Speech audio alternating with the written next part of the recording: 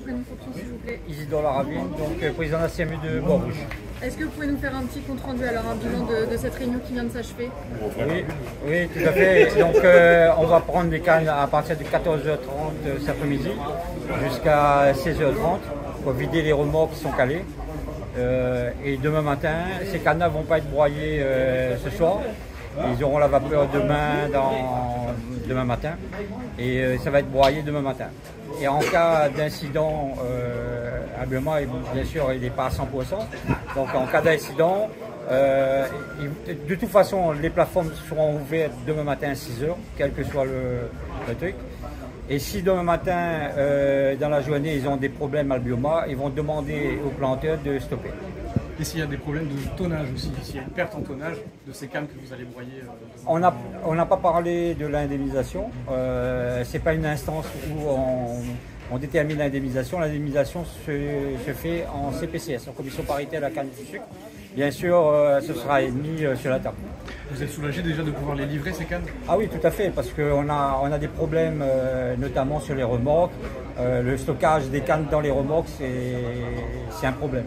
C'est un problème pour les planteurs. Donc du coup, demain, s'il y a un nouveau souci technique, oui, les planteurs seront d'accord pour stopper les livraisons? C'est pas un engagement qu'on a pris là, mais on n'aura pas le choix, quoi. De toute façon, une fois que les plateformes sont pleines, je ne vois pas où ils vont mettre les cannes. Donc nous, on a demandé à transférer une partie de ces cannes-là au GOL. A priori, ils sont en train de regarder la faisabilité. Et après, une fois que les plateformes sont pleines, malheureusement, on ne peut pas sauter ailleurs, quoi, hein, voilà. Pour vous, lundi, la campagne devra débuter normalement? Ce sera difficile, puisque Albioma nous dit qu'il faut entre 5 et 6 jours pour pouvoir régler ces machines. Et donc, on va attendre les 5-6 jours, quoi. Normalement, les transferts d'une partie des cannes avec l'usine de Gol, ça avait été prévu par la préfecture. Pourquoi ça n'a pas été mis en place plus tôt? Puisque c'est une question de logistique. Il y a la volonté et puis c'est pas à moi de répondre, hein, c'est l'industriel de répondre. Mais c'est vrai que d'une part, ça coûte cher, bon, je dirais c'est leur problème. Et d'autre part, il faut la logistique. Il faut savoir pour transférer, Beaufort, ils ont transféré 1000 tonnes. Et, il fallait 3 jours, quoi. Donc si on transfère 8000 tonnes, ça fait... Et il faut savoir aussi que les collègues du Sud sont en pleine campagne. Et l'usine, elle a une capacité de broyage de 7-8 000 tonnes jour.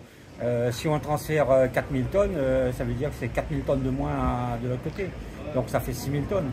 Donc voilà, donc il y a une capacité de broyage qu'on ne doit pas dépasser. Finalement, pourquoi les discussions ont été aussi longues depuis ce matin? C'était Rose qui ne voulait pas réceptionner de cannes aujourd'hui? Non, je pense que c'est un tout.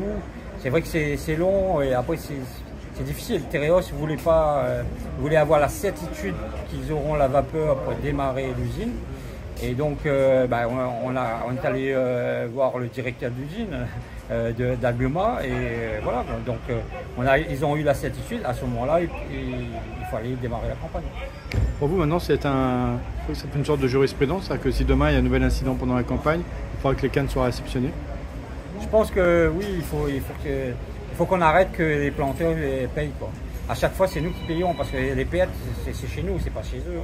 Eux, c'est une journée de stockage. Nous, des fois, c'est 15 jours, 3 semaines dans les champs. C'est de l'argent que nous, on perd. Donc, c'est pas à nous de payer les pots cassés. C'est pas nous qui a demandé à mettre des nouvelles turbines. Donc, voilà, c'est pas notre problème. Je dirais que nous, on est partenaires de la filière et c'est à eux de gérer leur truc. Chacun gère le sien.